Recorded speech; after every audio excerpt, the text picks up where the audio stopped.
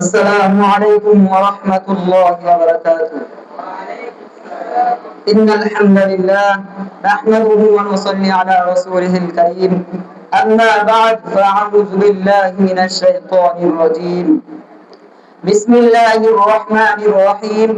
يا أيها الذين آمنوا اتقوا الله حق تقاته ولا تموتن إلا وأنتم مسلمون. صدق الله المولانا العظيم. আলহামদুলিল্লাহ বাসাত হাদিয়া দারুল উলুম মাদ্রাসার কর্তৃক আয়োজিত সাপ্তাহিক সেমিনারে উপস্থিত আছেন সম্মানিত সভাপতি ও অন্যান্য আসাতিজায়ে কেরাম ও দূর দূরান্ত থেকে আগত ইলম বিভাষিত আমার প্রাণপ্রিয় ছাত্র ভাইয়েরা, সবাইকে আমার পক্ষ থেকে আন্তরিক শুভেচ্ছা মোবারকবাদ। আজকে আমার আলোচ্য বিষয় হলো মুসলমানদের ঈমানি দায়িত্ব নিয়ে আমি সংক্ষিপ্ত কয়েকটি কথা বলবো। ওমা তাওফীকি ইল্লা বিল্লাহ। সম্মানিত উপস্থিতি, আলহামদুলিল্লাহ আল্লাহ তাআলা আমাদেরকে মুসলমান হিসেবে কবুল করেছেন। আর মুসলমান হওয়ার মূল ভিত্তি হলো ঈমান। ঈমান ছাড়া আমলের কোনো দাম নেই। আল্লাহ বলেন যে ঈমান ও সৎ কর্ম করে সে সফল কাম। প্রিয় ভাইয়েরা, কিন্তু ঈমান আনার পরই আমাদের দায়িত্ব শেষ হয়ে যায় না, বরং এখান থেকে আসল দায়িত্ব শুরু। মুসলমান হিসেবে ঈমানের তিনটি বড় দায়িত্ব। এক নাম্বার, ঈমান জানা ও বিশুদ্ধ রাখার দায়িত্ব। ঈমান মানে অন্ধ বিশ্বাস না। আল্লাহ এক, মুহাম্মদ সাল্লাল্লাহু আলাইহি ওয়াসাল্লাম, তার রাসূল, ফেরেশতা, কিতাব, আখিরাত, তাকদীর, এই ছয় বিষয়ে দলিল ভিত্তিক বিশ্বাস রাখতে হবে।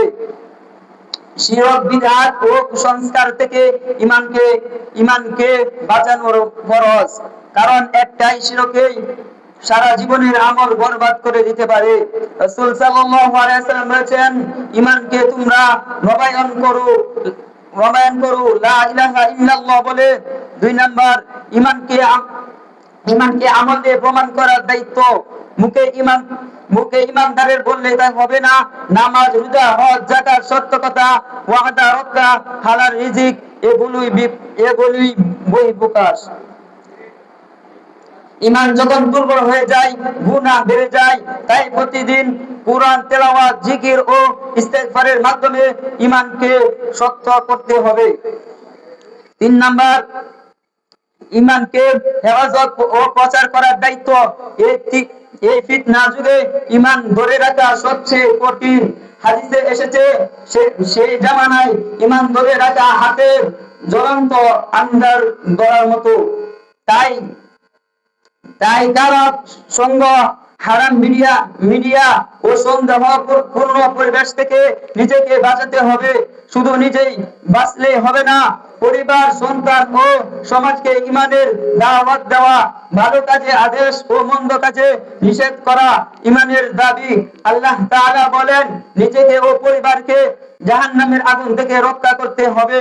আল্লাহ তাআলা আমাদেরকে খাঁটি ঈমান নিয়ে দুনিয়া থেকে বিদায় নেওয়ার তৌফিক দান করুন।